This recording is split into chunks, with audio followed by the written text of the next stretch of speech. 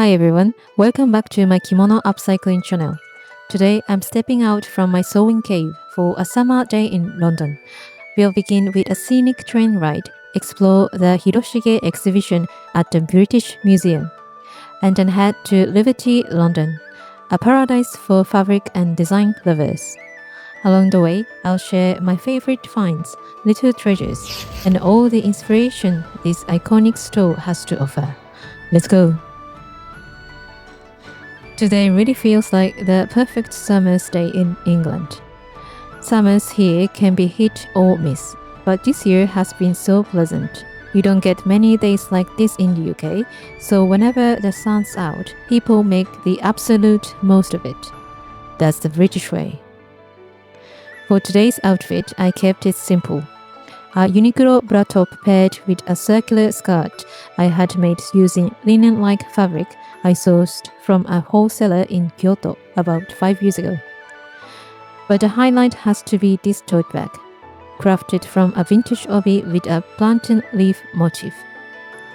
The design is deeply connected to nature and resilience. It's a simple make, but that's what allows the pattern to really stand out. And it's one of the most popular pieces in my shop. And just when I thought this day couldn't go wrong, the train I was supposed to take got cancelled.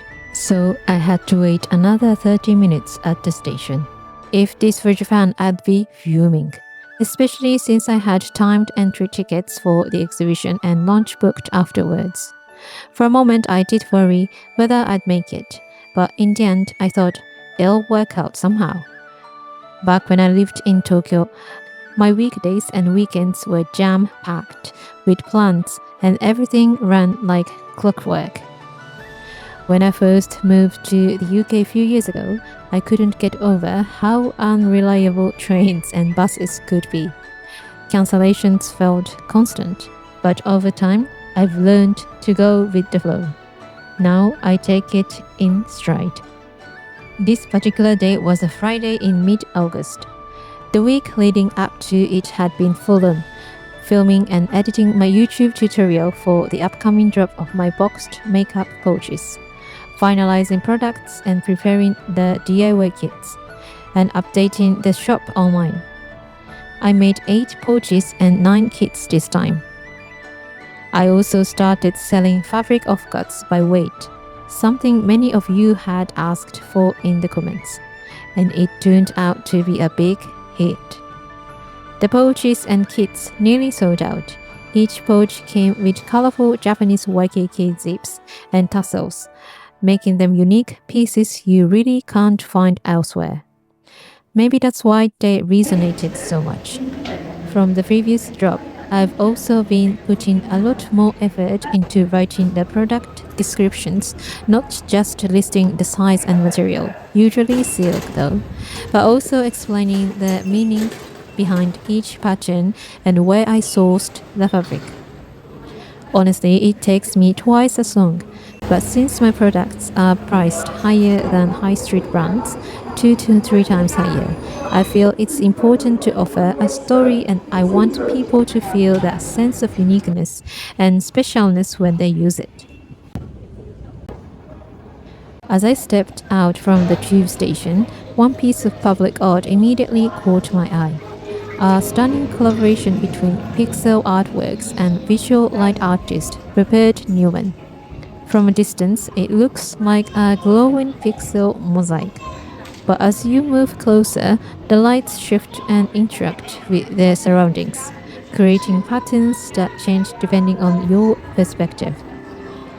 It feels almost alive, as if the artwork itself is responding to the city. And that's exactly why I feel so relevant right now. London's streets are constantly evolving. Over the past few years, retail has shifted dramatically. Many big stores have closed, especially following the pandemic. At the same time, the city is investing in regeneration. Programs like the Good Growth Fund are creating community spaces, pocket parks, and youth hubs, while empty shops are being transformed into cultural centers like the African Caribbean Center in Harlesden. These changes also reflect shifts in consumer behavior. Online shopping has exploded, reducing foot traffic in physical stores. People now care not just about price, but about sustainability, local impact, and meaningful experiences. By the way, is this the same in your city? Well, I was finally there, just a 5-minute walk from the station, at the first stop of the day, the British Museum. The British Museum is one of the world's most famous cultural institutions, and it houses an incredible collection of artifacts.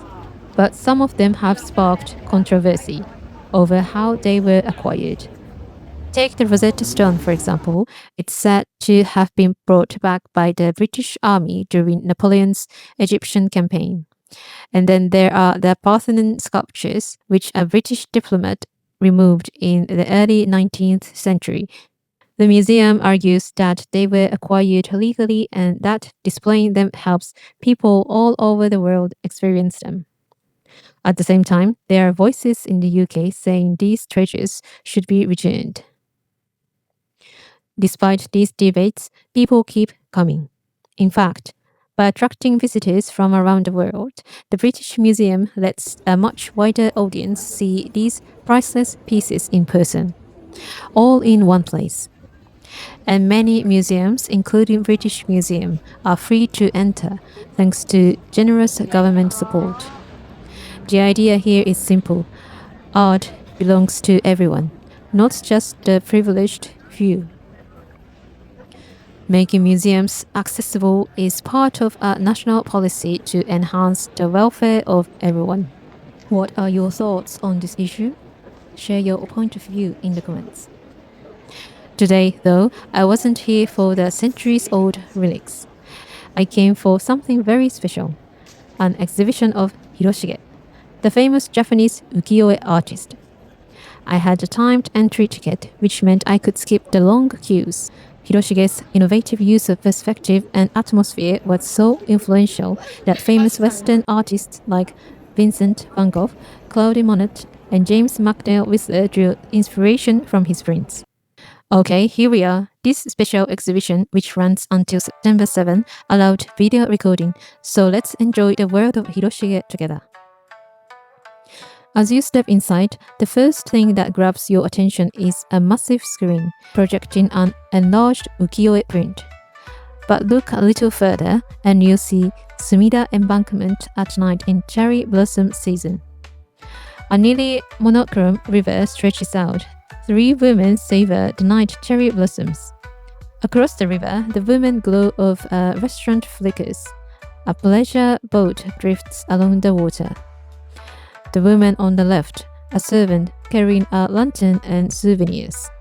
The lantern reads Ogura-an. Another woman lifts her hand as if calling out, "Wait!" Their layered kimono hint at the chilly night air. They lift their hems carefully, walking with grace and ease. Few know this. Hiroshige once served as a samurai in the Tokugawa Fire Brigade. Born in Edo 1797, he inherited his father's role at just 16. Life was harsh, the stipend small. Yet these challenges pushed him deeper into painting. For 20 years, he poured himself into art, supporting himself along the way. As we move deeper into the gallery, we encounter some of Hiroshige's earliest landscape series, famous places in the eastern capital. Look at the upper left. The bridge pillars of Ryogoku Bridge dominate the foreground, while glimpses of the far shore peek through. The composition feels striking, almost cinematic. Above, pale ink clouds frame a full moon, streaked with crimson clouds that capture the fading light of a summer evening. This piece, created in 1831, predates in his famous Tokaido 53 Stations series and stands as one of his early masterpieces. Hiroshige lived during Japan's Edo period, a time of national seclusion. Foreign ships were barred from entering, and travel abroad was forbidden. Yet, by the 1830s, roads were improving, and even women could travel together. Journeys were becoming more accessible to ordinary citizens. One example of this is a later work from Hiroshige's own mature years, returning to Enoshima, a place he loved to depict. He captures 4 groups of women heading to the island for a pilgrimage, each distinguished by their day parasols. By the late Edo period, Enoshima had become a popular nearby retreat for Edo citizens. Another late masterpiece, Evening Views of Kanazawa in Musashi Province. He transforms these sketches into a night scene.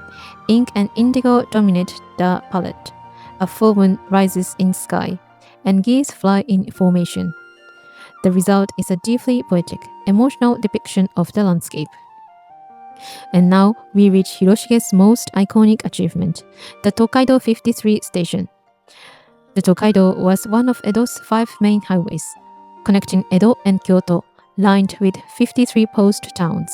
Its scenic spots, temples, and historical sites became subjects for poetry and ukiyo-e. Hiroshige's series responded to a travel boom, capturing the landscapes, people, and spirit of the journey in his signature color and composition. For Edo residents, these prints were like postcards, preserving the memories and dreams of travel. But more than that, the Tokaido 53 stations reflect the society and sentiments of the time, a blend of artistic brilliance and cultural documentation. Take, for example, the print of Nihonbashi, the starting point of the Tokaido. Wooden gates open as samurai processions depart, and merchants carry their goods from the fish market. Hiroshige captures both the bustling energy of travel and the daily lives of the people.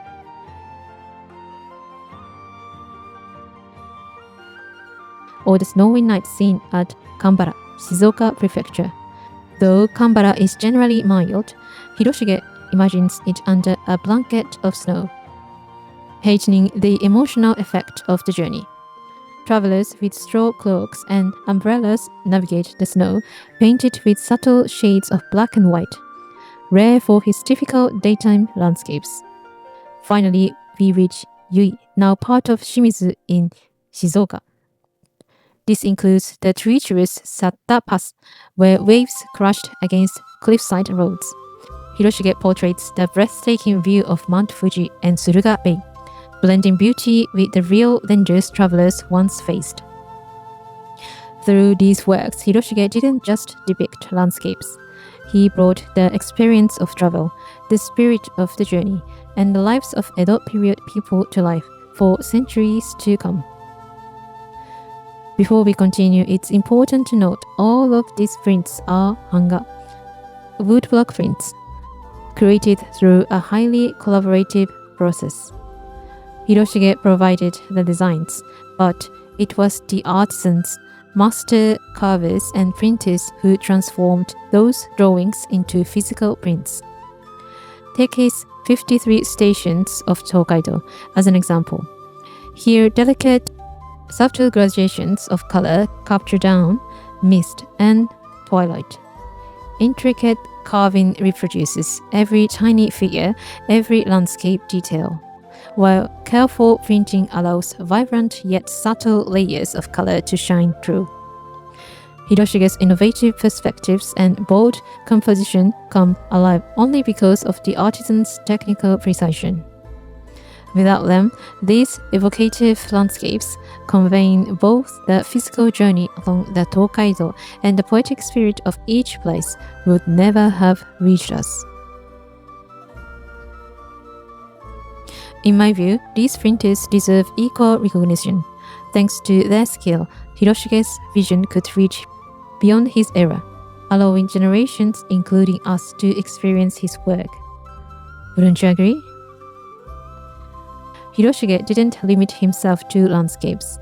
There's also a corner dedicated to birds and plants, highlighting the intimate relationship between Edo period ukiyo-e and literature, especially haiku and waka. Early ukiyo-e often paired visual art with poetry, creating a harmonious dialogue between image and verse. Here's an example from the 1830s. On the left, an owl perches on a pine.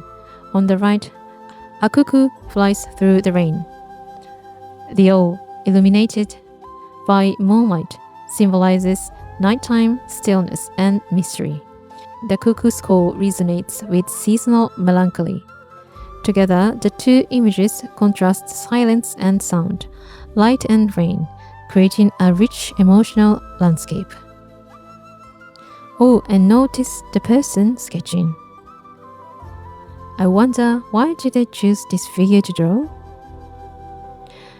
This next piece isn't by Hiroshige, but by another artist from the Utagawa school, Toyokuni, known for actor and beauty prints. Toyokuni also depicted rare birds. Here, people enjoyed tea and conversation in a kacho chaya, a tea house surrounded by birds. Places like this still exist today in Nippori and Ueno, popular with both locals and tourists. Toyokuni solidified the Utagawa school's fame through portraits and beauties, while Hiroshige opened new artistic territory with landscape. Next, a winter scene, swallows flying among snow-covered bamboo. The left side represents morning, the right, evening. Bamboo in snow symbolizes resilience, grace, and endurance. Swallows herald spring and bring good luck. Through these motifs, Hiroshige conveys both the silence of winter and the promise of spring simultaneously. Look at this Hiroshige's late work. Followers on this channel may already recognize the symbolism of cranes. On the right, cranes perch among pines with their chicks, a depiction of longevity, good fortune, and continuation of life. On the left, a crane soars above stormy waves toward the sun, symbolizing vitality, hope, and perseverance. In this particular year, a cholera epidemic swept Edo, and above stormy waves towards the sun. Hiroshige himself would succumb into the disease. One can't help but wonder what thoughts and emotions accompanied him as he created these images of hope, resilience, and the beauty of life. Here we see a rare subject in Hiroshige's oeuvre, a dragon, a symbol of power, mystery, and protection. The dragon dominates the scene. By removing the background and focusing solely on the creature, Hiroshige magnifies its presence, majesty, and strength, conveying directly to the viewers a sense of vitality and awe.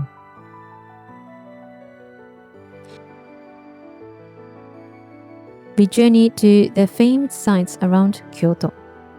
Traveling from Edo along the Tokaido, we arrive at a striking depiction of a channel in present-day Tokushima Prefecture. Here, powerful, swirling currents and whirlpools define the treacherous water. Hiroshige captures the grandeur and might of nature, while also reflecting the courage of humans confronting these forces. The poetry of life rhythm, and the mysterious twist of fate. A landscape that feels both dramatic and profoundly moving. This work portrays Tofukuji's Tsuten Bridge and the autumn foliage of Kyoto. People crossing the bridge, distant mountains, and vivid seasonal colors merge to create a scene that evokes the deepening autumn, the beauty of nature, and the quiet rhythm of daily life. Here we find Gion Shrine in the snow. Hiroshige depicts Kyoto Gion Shrine blanketed in pristine snow. The shrine's pathways and trees are serene, expressing the stillness and sacredness of winter, the passage of seasons. Next, the village of Yase captures the rural landscapes of Yase, Kyoto. Rivers, fields, and lush greenery are carefully composed, with distant mountains framing the scene. Through this delicate portrayal, Hiroshige celebrates nature's beauty, the peaceful countryside, and the harmony of human life within it. While Hiroshige is best known for his landscapes, he also created a few hanging scrolls featuring women. Fans from his era were also produced, small, portable ukiyo-e meant to be enjoyed in the summer. By adapting landscapes, flowers, birds, and figures to fans' shape, these works bring beauty and seasonal charm directly into daily life. Now returning to Edo, we find a scene on Mount Dokan. Here, figures listen to the gentle sounds of insects, set against the shadow and texture surrounding trees. The work evokes the quiet of an autumn night, the intimacy of nature, and the subtle sensitivity of Edo period people. In those days, gathering outdoors with mats and sake to listen to insects was a fashionable and poetic pastime. Reminiscent of the painting near the entrance, we see three women enjoying the evening breeze on the Sumida River, with Ryogoku Bridge and a cooling boat as the backdrop. Each woman's kimono, hair ornaments, and accessories are unique, displaying their individual beauty. The central figure's kimono features a wave and rabbit motif, symbolizing moonlight reflected on water, while above her a full moon glows brilliantly. The way her collar is pulled down, revealing her nape, and the glimpses of bare legs beneath the kimono capture an elegant, confident stride. These details offer a window into the ideals of beauty admired by women of that era. Now we arrived at Hiroshige's late masterpiece, 100 Famous Views of Edo. The ukiyo-e master, who had spent a lifetime painting lyrical landscapes and poetic depictions of flowers and birds, reached the pinnacle of his career with this monumental series.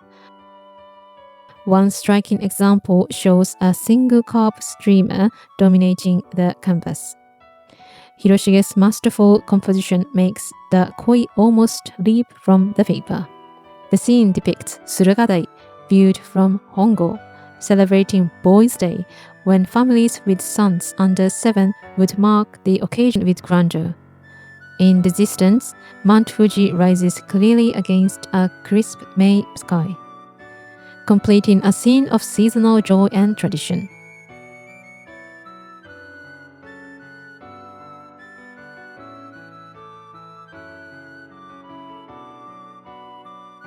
Alongside sudden shower over Shin-Ohashi Bridge and Atake, it is considered one of Hiroshige's signature works. The snow is rendered using the karazuri technique, where areas are printed without ink, creating a textured, realistic sense of snowfall that blankets the temple grounds. Sudden shower over Shin-Ohashi Bridge and Atake captures a dramatic moment from a high vantage point, with 3 men sheltering under a single umbrella while hurried townspeople dash along both banks. The opposite shore, Atake, is barely visible through the torrential rain, and the sky is rendered in deep, brooding shades using the atenashi bokashi technique. This iconic composition later inspired Van Gogh, who produced an oil painting based on it. Comparing Hiroshige's original and Van Gogh's interpretation reveals striking contrasts between Japanese and Western artistic methods. In Hiroshige's ukiyo-e, motifs are entirely flat. Even the bridge supports are printed in a uniform gray without attempts at three-dimensionality. Van Gogh, by contrast, layered vibrant yellow, greens, and reddish browns, building texture and depth in a manner unique to Western painting. It wasn't just Van Gogh who was inspired by Japan. This piece here is another work from Hiroshige's later years. It shows the famous Kameido Tenjin Shrine, well known for its wisteria, with a curved drum bridge stretching across the pond. And then, about 40 years later, a very similar image appears. By now, if you've been watching carefully, you might already see where this is going. In 1883, Monet moved to Giverny. 10 years later, he bought a plot of land nearby and created what he called his water garden. It became the setting for many of his masterpieces. Among them was a series of 18 paintings of the water lily pond, with its Japanese-style arched bridge. The one you see here is part of that series, overflowing with the lushness of dense greenery. But that's not all. Here's another Hiroshige print, Shinobazu Pond in Ueno, where lotus blossoms spread across the water. About 60 years later, Monet, after losing his wife and eldest son and struggling with cataracts, picked up the brush again in his mid-70s. He became completely absorbed in painting his water lilies. Unusually for that time, some of these works show blue skies and white clouds reflected on the pond's surface. With touches of pink petals, they feel bright, light, and full of life. And Hiroshige's influence on Monet actually goes back even earlier. Take a look at this late work from 1856, Night View of Saruwaka Machi. Hiroshige used bold composition to show an endless street of shops where people's shadows stretch dramatically under the moonlight, capturing the joy of Edo at night. Just a few years later, in 1864, the young Monet, only 24 at the time, painted a street in the port town of Honfleur in Normandy, still standing today in the same kind of dramatic perspective. And even after that, he settled in Giverny. Monet kept Hiroshige's Night View of Saruwaka Machi hanging in his dining room. The influence of that single print stayed with him his whole life. This print was published the very month Hiroshige passed away. A posthumous portrait honoring the master. And it was made by Kunisada Utagawa. He was close to Hiroshige, and his seal whispers his sorrow. How could I not shed tears? Hiroshige passed on September 6, 1858, at the age of 62. That year, cholera swept through Edo, claiming over 28,000 lives. Above the scene, text tells of Hiroshige's life, how he left instructions for his household and inheritance, and even composed a farewell poem. He arranged his affairs meticulously, ready to depart this world with dignity. Hiroshige left behind a final poignant verse. To leave my brush on the eastern roads and see the famous places of the western lands on my journey. Its meaning is simple, yet profound. Having immortalized the Tokaido 53 station and other works, he wished to journey to the western paradise of the afterlife, to behold the sights of that realm. In his heart, Hiroshige carried only a pure love for art and landscape, a deep, unassuming devotion that continues to stir the hearts of viewers across generations. Great figures in history are remembered not merely for their achievement, but for the passions that rise from their souls, moving others and transcending time. Hiroshige was such a figure, and the beauty he revealed to the world remain eternal.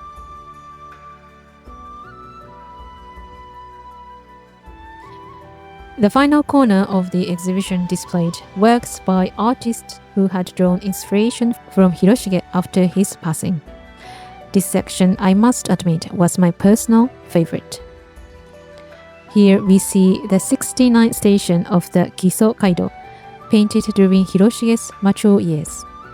Its charm lies in the richness of its lyricism. The full moon hanging over the central riverside, the evening breeze brushing through the reeds. The boatmen hurrying home as the reflecting ripple in the water all evoke the quiet melancholy of a winter evening so vividly that it almost takes your breath away. This piece, however, has been digitally reworked following the Great East Japan earthquake of March 11, 2011. The boats have vanished, people and towns have disappeared. The slender branches are gone, leaving only the thick trunks of trees. What thoughts does this scene stir in you?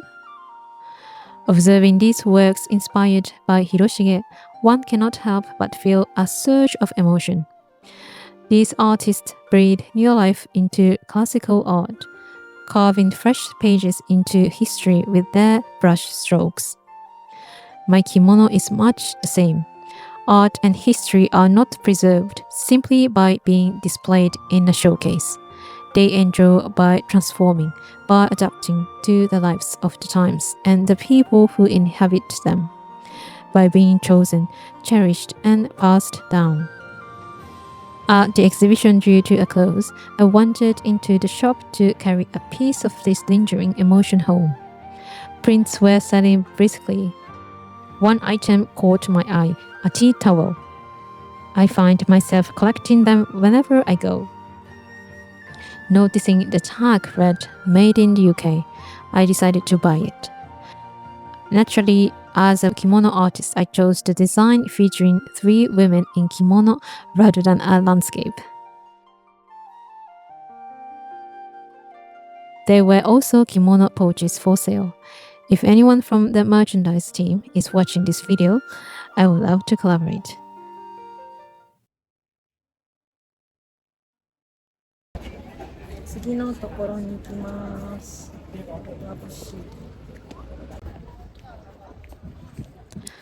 Leaving the British Museum behind, I'm walking through the heart of London.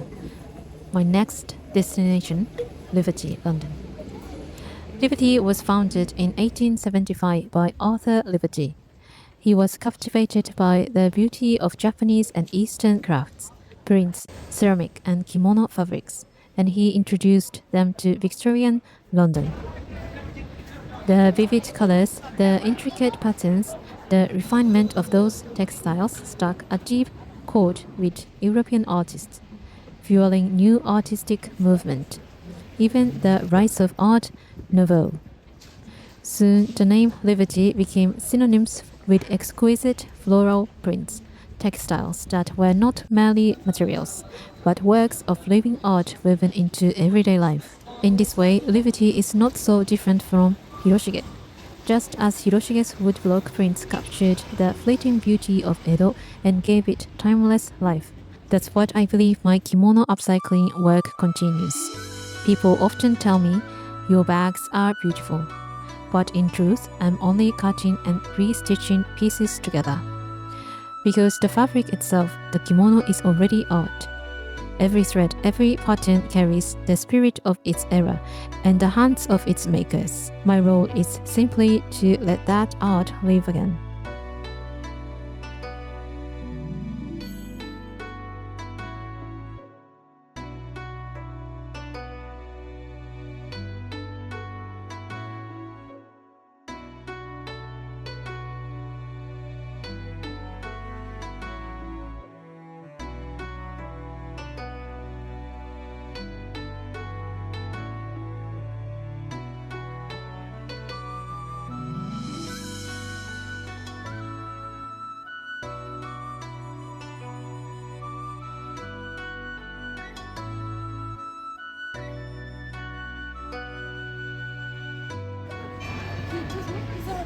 The Liberty building itself is a masterpiece. Its Tudor-style facade standing in striking contrast to the modern city around it. Dark timber beams crisscross against white plaster, steep gabled roof rise above, and carved wooden balconies overlook the street. It was built in the 1920s from the timbers of 2 great naval ships, carrying with it the weight of history and the spirit of craftsmanship.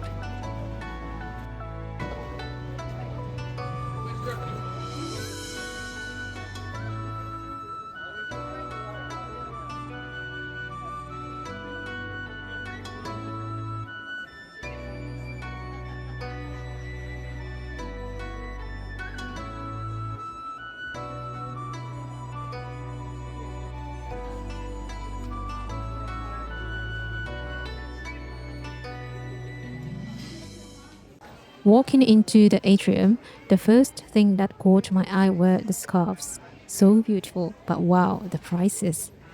They really are something.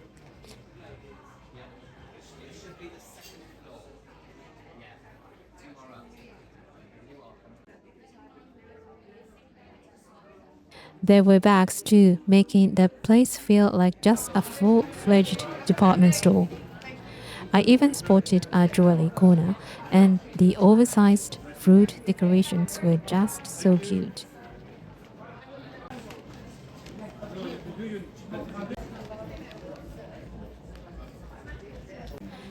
The scarf section went even deeper into the store, revealing a huge display. They had scrunchies, super adorable. The headbands too. Some of the headbands were luxuriously made from Liberty fabric, which I loved. It got me thinking. I usually use obi and kimono fabrics, so I could make something like this myself. Imagine a DIY set for this. It would be so cute. The main reason I came here today was to soak up the art and get inspired. But as a fabric lover, I also wanted to see the textile.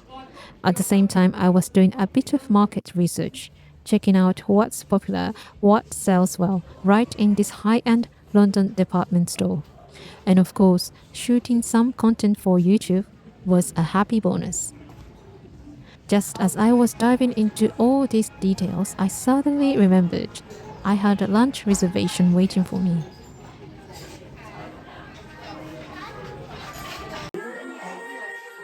These are sato for one. Yes, that's right. Excellent. I almost forgot about the reservation because the staff are so beautiful. But Oh, yeah, you get carried away, you know. You start Yeah, browsing, oh my start putting things on. then I suddenly remember. No problem at all. Please, what would you like? Would you like on the sunny side or floral side? Like in here? Yeah, that looks nice. That's lovely, thank Lunch you. menu. It was the height of summer vacation, and at home, I have a 6-year-old and a 4-year-old who are off school and full of energy. Work keeps me busy, so it's a daily juggling act. But today was a special treat. I decided to splurge a little. Honestly, without days like this, I don't know how I'd manage. Honda, what is the dish of the day? It's a trout. Green trout tart. Yeah, so it's not tart, sorry. Oh, yeah. Maybe I should try that one then. I went for something healthy, salmon and potatoes. And wow, the salmon was several times better than anything I could make at home. The potatoes were seasoned perfectly too. Absolutely delicious. I'd read the reviews beforehand, but what really stood out was the service. The staff were friendly and seemed so well trained. They could talk about where every ingredient came from without even glancing at a note. You could tell they took pride in their work. It made the lunch experience even more enjoyable. The potatoes, which were meant for sharing, were gone in no time.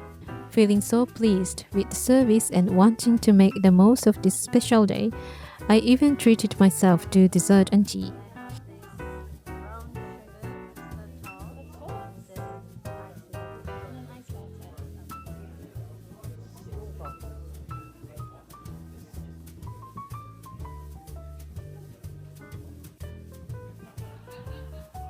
Wow, that's pretty.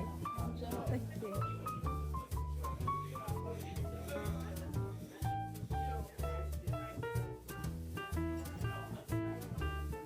Everything disappeared just as quickly, and then it was time to head out and continue the day's adventure.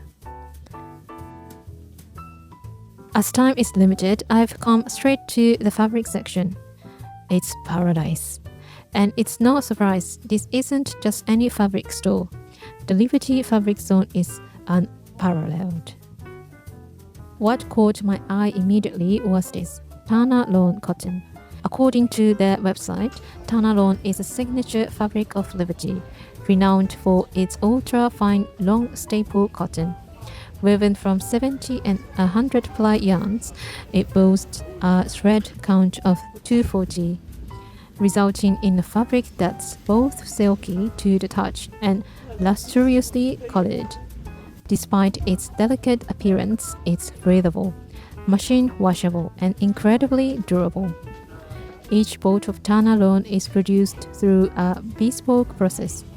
Designed by Liberty's in-house studio artists, it's printed at Liberty's own Italian mill near Lake Como.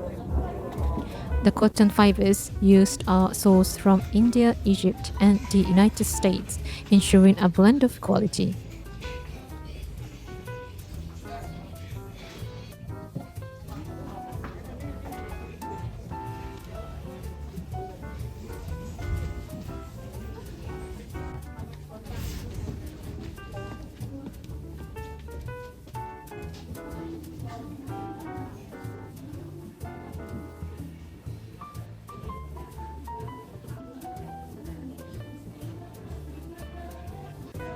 Inside, there was even silk. The price was astonishing. I had never seen fabric this expensive, and yet I could touch it freely. Just being there made me very happy. For me, silk is something I handle daily when upcycling kimono, so it's ordinary, but the silk here shone brightly.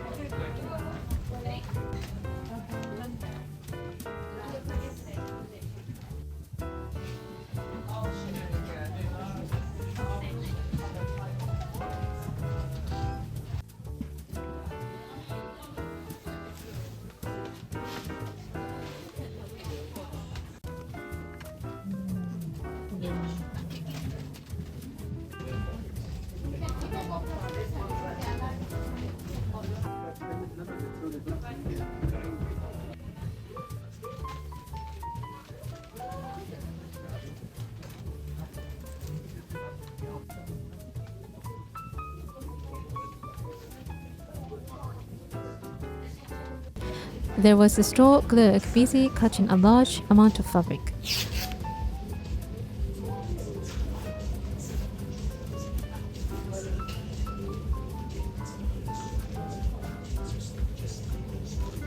So we have a lot of Middle Eastern clients that come in and then they buy up 3 meters, 3.5, and they make what we call a jalabia, which is like something they wear around the house or to pray in.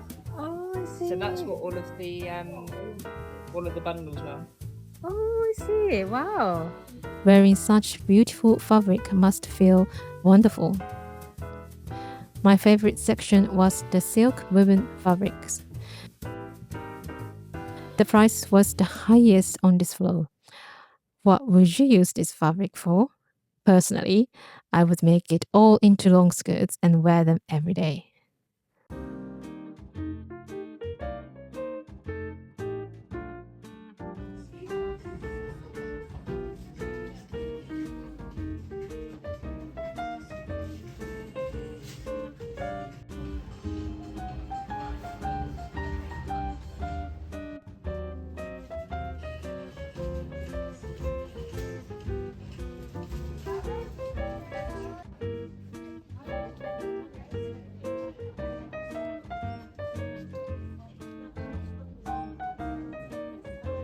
Thank you.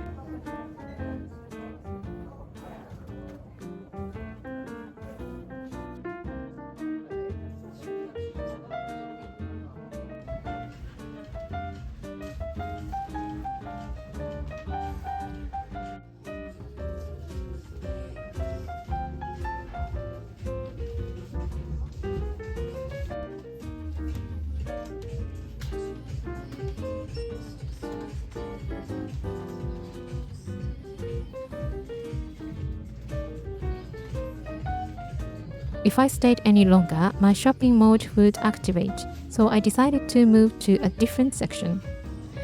Before coming here, I assumed they only sold fabrics.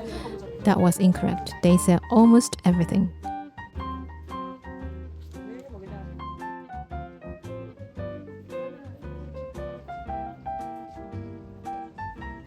These vegetable plates are very charming.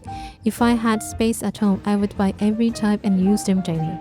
Even my son, who usually avoids green vegetables, might enjoy eating from these plates.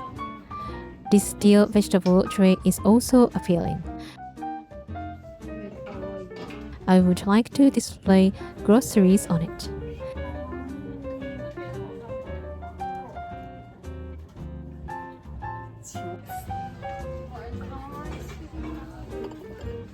And this blackberry bowl is very nice. Yogurt, blackberries, and honey. Even morning would be enjoyable.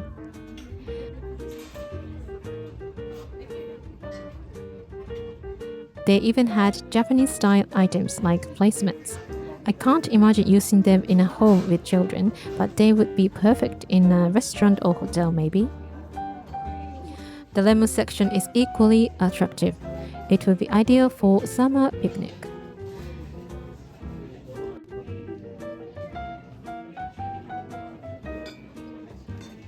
There was also a William Morris corner.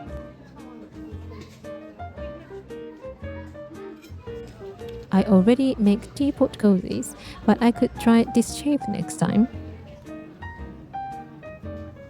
My water bottle was also sold here. It looked very appealing. Ceramics were everywhere. If I bought them all, I could change plates daily depending on my mood. For reference, we still use the plates we bought in New York on our honeymoon. They are very durable, so we don't need these ceramics. There were some unsurreal items with human faces as motifs, perhaps for decoration in salons. There were also children's rides made from real leather. Everything seemed authentic.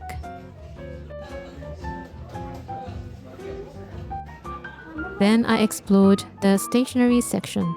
People were browsing attentively. Liberty patterned notebooks and Japanese washi paper covers were available.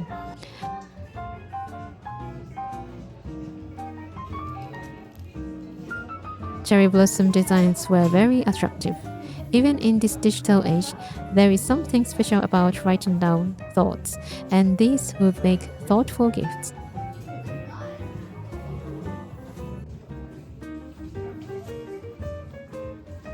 The most striking item was an art book by a French painter. I spent some time looking at it carefully. Perhaps it was because I had been immersed in art all morning. Work hard, be kind to people. Successful individuals often follow these principles.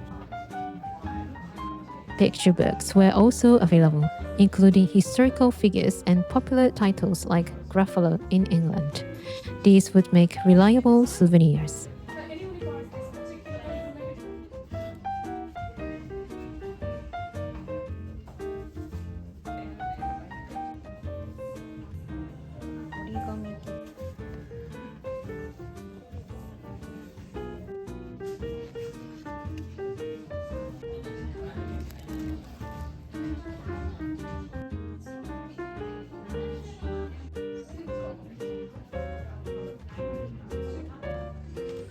There were unusual pens, which were actually pen cases. If you know someone who often loses their pen case, this would be a perfect gift. In front of the bed section, there were box pouches. They were larger than mine. I may try making a larger one next time.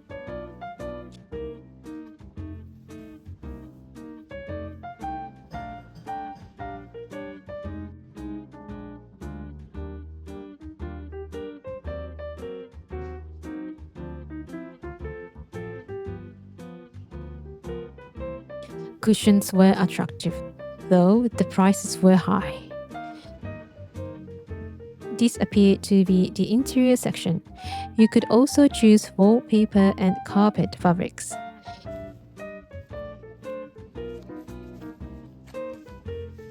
Let's say if I ran an Airbnb, I would use these materials to create a special space.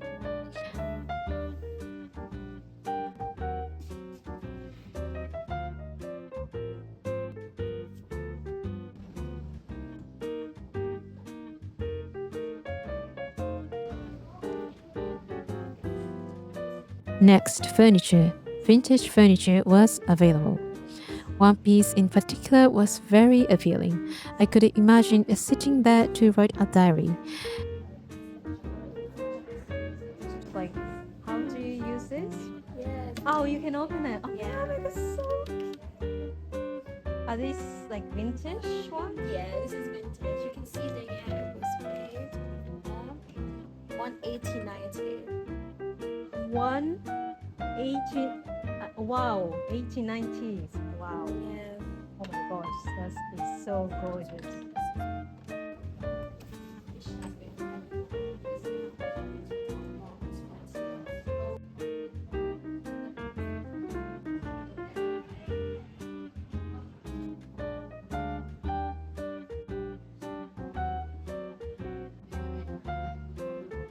The sofa looked like something from a storybook.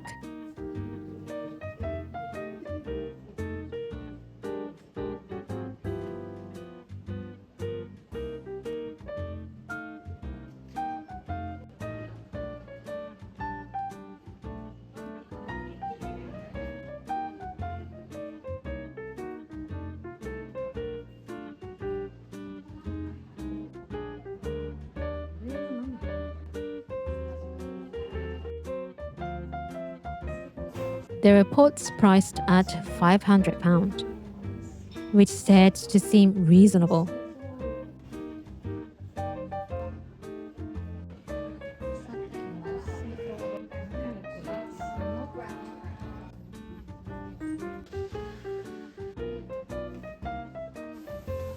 Cushions again, fluffy tassels that would not survive in a home with small children.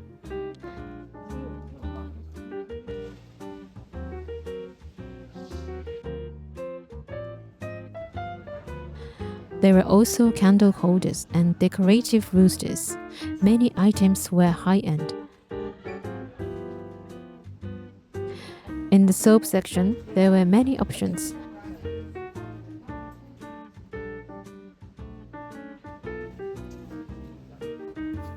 Lavender is good for kimono odors, but a forest scent soap smelled very pleasant. Yes, I live in it. I bought some as gifts, but mostly for myself. Thank you.